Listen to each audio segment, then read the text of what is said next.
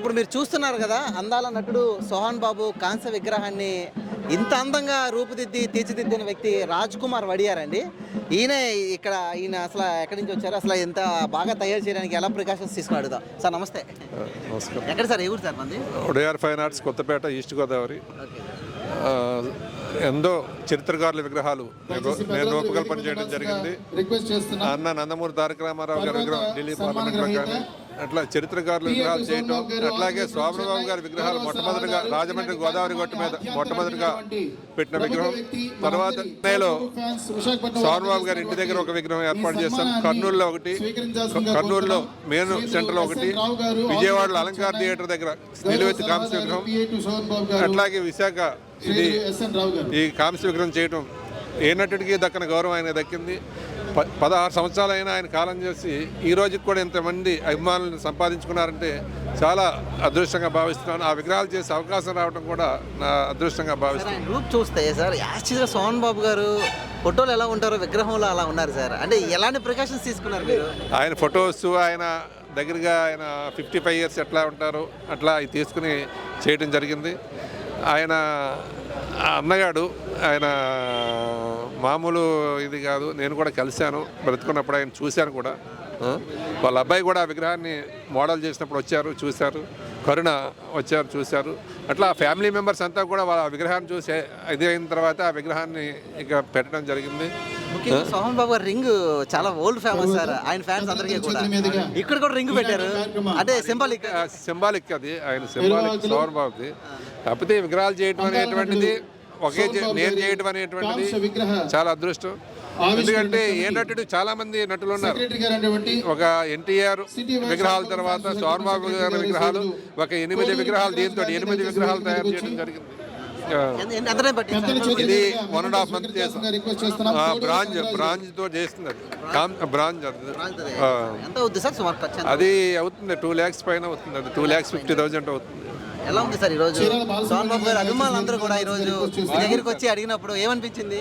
అది సోహన్ బాబు గారు అంటే నా ఫ్యామిలీ మెంబర్ కింద చూస్తాను. ఎందుకంటే వాళ్ళ కుటుంబ సభ్యులతో నాకు అటువంటి అటాచ్మెంట్ ఉంది.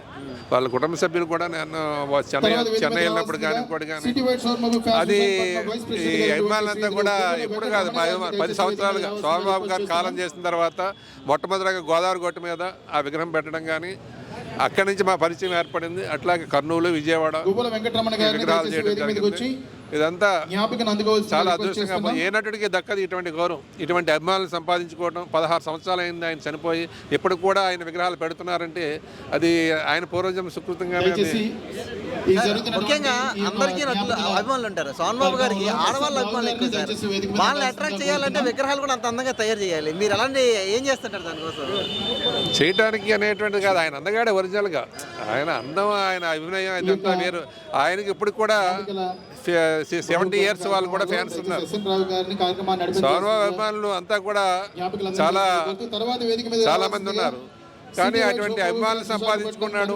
ఆయన చేసినటువంటిది అభిమానులకు ఇచ్చినటువంటి గైడ్లైన్స్, జీవితంలో ఎట్లా ఉండాలి, జీవితంలో ఉండాలనేటువంటిది ఆయన ఇచ్చినటువంటి గైడ్లైన్స్. ఇవన్నీ కూడా వాళ్ళ కుటుంబ సభ్యులు కూడా ఇట్లా చేయాలనేటువంటి వాళ్ళ సలహాలు కూడా ఉన్నాయి ఇందులో, ఈ విగ్రహం చేసేటప్పుడు. ఏం చెప్తారు సార్? చివరికి ఏముంది, ఫ్యాన్స్ ఆయన చూపినటువంటిది ఏదైతే ఉందో ఆ మార్గాన్ని చేస్తూ, సేవా కార్యక్రమాలు చేస్తూ. ఎలా అనిపిస్తుంది సార్ ఈరోజు ఫస్ట్ టైం వైజాగ్ కాంస్య విగ్రహం? నాకు చాలా అద్భుతంగా ఉందని రావడం. ఆయన శిల్పి గారు అసలు శోభన్ బాబు అలా దించేశారు. చాలా విగ్రహాలు చూశాను ఆయన చేసిన. బొమ్మ తయారు చేసినప్పుడు ఎలా తయారు చేయాలని చెప్పారు వారికి తెలుసండి. వారు మేము చెప్పక్కర్లేదండి వారికి అంతా. వారు ఒకసారి చూస్తే ఆయనకి అవగాహన ఉంటుంది. వారే ప్రకారం చేశారు. చాలా సంతోషం అండి. అన్ని చోట్ల ఈ విగ్రహం చూస్తే సోహన్ బాబు గారిని చూస్తున్నావా, విగ్రహం చూస్తున్నా అనిపిస్తుంది మాకైతే. మీకేమనిపిస్తుంది? నాకు సోహన్ బాబుని చూసినట్టు అనిపించింది. అదండి. ఏం చెప్తారు సార్ సోహన్ బాబు గారి కోసం, ఆయనతో మీకున్న అనుబంధం ఏం చెప్తారు? ఆయనతో నాకు 93 నుంచి పరిచయం. తర్వాత ఆయన ఫ్యాన్గా ఉండి ఆయనతో సినిమాలు తీశాను. నేను చాలా సక్సెస్ఫుల్ సినిమాలు తీశాను ఆయనతోటి. చాలా గొప్ప అనుబంధం. ఆయన చనిపోయేదాకా లాస్ట్ డేస్లో కూడా నేను ఆయన కలవటం, ఆ రోజు ఫోన్లో మాట్లాడటం కూడా ముందు రోజు కూడా. ఆయనకి మినిమం గ్యారంటీ హీరో అని ఆయన సినిమాలు తీస్తే మహిళలు ఎక్కువ పెద్ద ఎత్తున వస్తారని చెప్పి సార్ అప్పట్లోనే మీరు ఆయనతో సినిమాలు తీశారు. ఆయన సినిమాలు ఒక ఎత్తు అయితే ఆయన సినిమాలు తీస్తే మినిమం గ్యారంటీ అని టాక్ ఉండేది. అభిమానులు పెద్ద ఎత్తున ముఖ్యంగా మహిళలు ఎక్కువ వచ్చేవారు. ఎలా ఉండేది సార్ అప్పట్లో? బాగుండేది. నేను చేసే మహిళా సినిమాలు చేశాను. నేను చాలా చాలా చాలా హ్యాపీ. నేను ఇవాళ ఈ స్థితికి వచ్చి నిలబడ్డానంటే సోమవారి కారణం అండి. ఎన్ని సినిమాలు చేశారు సార్ ఆయన మొత్తం? సోమవారి 6 సినిమాలు చేశాను. 6 సినిమాలు చేశారు. ఏ సినిమాలు సార్ అవి? మహారాజు, బావమరదళ్ళు, పున్నం చంద్రుడు, భార్యాభర్తలు, కొంగుముడి, అన్ని సూపర్ హిట్ అనుకుంటా కదా సార్? అన్ని ఇట్లే అండి. అన్ని ఆల్మోస్ట్ ఇట్లే. ఏం చెప్తా ఉండేవారు సార్ మీకు అప్పట్లోనే? ఆయన అందరికీ కూడా ఇల్లు కలిసిన ప్రతి ఒక్కరికి కూడా డబ్బులు వేస్ట్ చేయకండి, భూమి కొనుక్కోండి అని చెప్తా ఉండేవారు. మీకేం చెప్తా ఉండేవారు? నా సినిమాలన్నీ 100 డేస్ అండి. 100 డేస్ ఫంక్షన్ చేయొద్దని వాడు. ఎందుకంటే అంటే మీరు పిల్లలు ఉన్నారు, అది ఈ డబ్బులు ఎందుకు ఖర్చు పెట్టుకోవద్దు, దాచుకొని మీ పిల్లలకు ఉపయోగపడుతుంది, ఎందుకు ఈ లక్షలు ఖర్చు పెట్టడం వేస్ట్ అనేవారు. అది నా సంతోషం అండి. 100 డేస్ సినిమా తీయడం చాలా గొప్ప. అది నేను తప్పకుండా జరుపుకుంటానని నేను చెప్పేవాడిని. ఆయన వద్దనేవారు నవ్వుతూ. ఎలా ఉండేది సార్ ఆయన అభిమానం? ఎలా ఉండేది? చాలా బాగుంది. ఇంట్లో మెంబర్లాగా ఉండేవాళ్ళం మేము ఇద్దరం. చాలా బాగా కలిసి కానీ అందరూ కూడా లేట్ వయసులో కూడా యాక్ట్ చేశారు సార్. ఆయన మాత్రం ఒక వయసు వచ్చిన తర్వాత నటనకి దూరం అయిపోయారు. ఏం చెప్పారా? మీ సలహాలు ఏమైనా తీసుకోవడం కానీ ఏం చెప్పారు? ఆయన వద్దని చెప్పారు. లాస్ట్లో వేరే హీరోలు చూసుకొని ఇంకొద్దు, ఎవరికైనా ఒక పీరియడ్ ఉంటుంది, అలాగే మీరు కూడా ఒక 3-4 సినిమాలు తీసి రిటైర్ అయిపోండి, ఇది ఎల్లకాలం ఉండదు, అందువల్ల కొంచెం టైం బాగుండే వరకు చేసేయండి.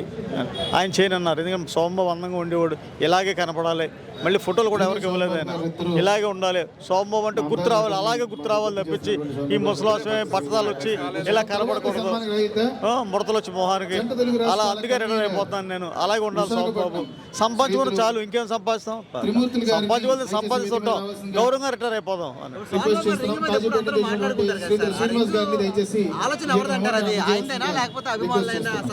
అయిందే అనుకుంటారండి. అయింది కానీ ఆయన మేకప్ పని కానీ అది నాకు పెద్దగా తెలియదు. కానీ మీ మూవీలో ఉన్నప్పుడు కొన్నిట్లుగా ఉంది, కొన్నిట్లు లేదండి. కొన్నిటికి రింగ్ తీసామండి.